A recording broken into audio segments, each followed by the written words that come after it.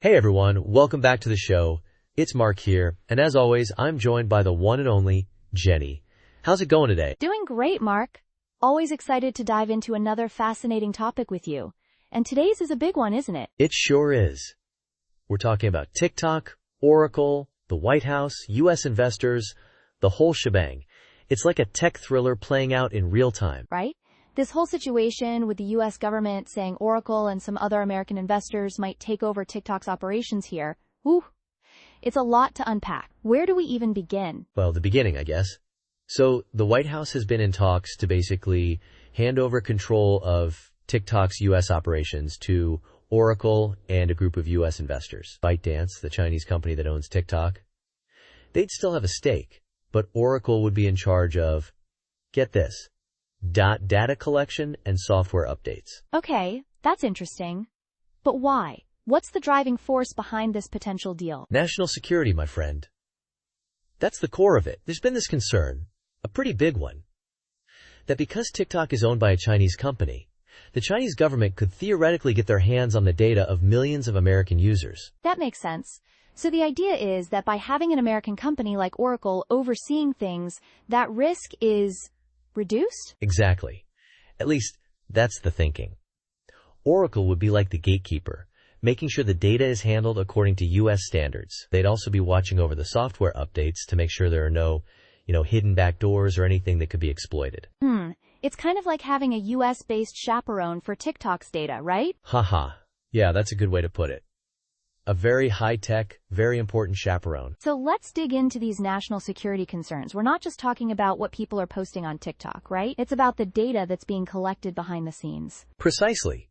It's everything. Your likes, your comments, your viewing habits, maybe even your location. It all adds up to a pretty detailed profile. And there's this worry that the Chinese government, under their laws, could force ByteDance to hand over that data.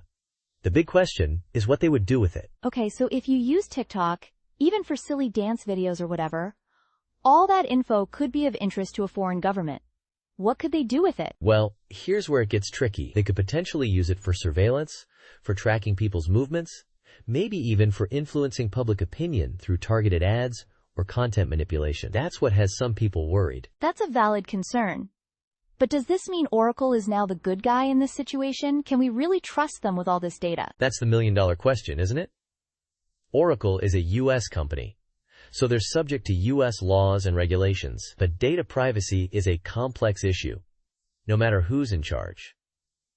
There was this interesting article in the Journal of Information Policy. Oh, I think I saw that one. They were talking about digital sovereignty, right? How countries are trying to control data within their borders. Yes. And this TikTok situation is a prime example. It's all about who controls the data and where it resides. We're seeing this trend of data localization pop up more and more. It is interesting how this whole thing goes way beyond just TikTok. It touches on these bigger issues of data privacy, national security, and even the relationship between the U.S. and China. And this is really impacting that relationship. Did you see that Rhodium Group report?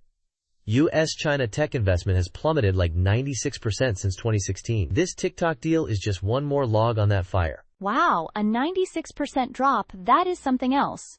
So, what you are saying is this is part of a larger tech decoupling between the two countries? I think that's a fair assessment. Both countries are becoming increasingly wary of relying on each other's technology.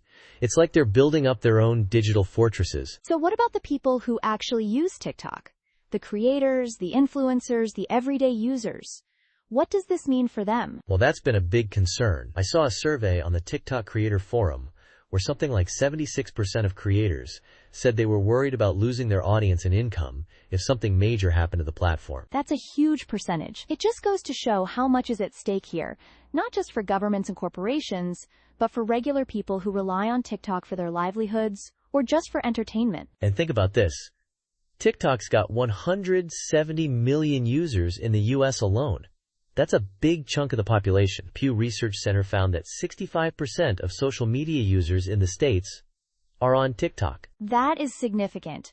So many people use the platform on a daily basis, it's become a big part of our digital lives. It will be interesting to see how this all plays out and impacts these users.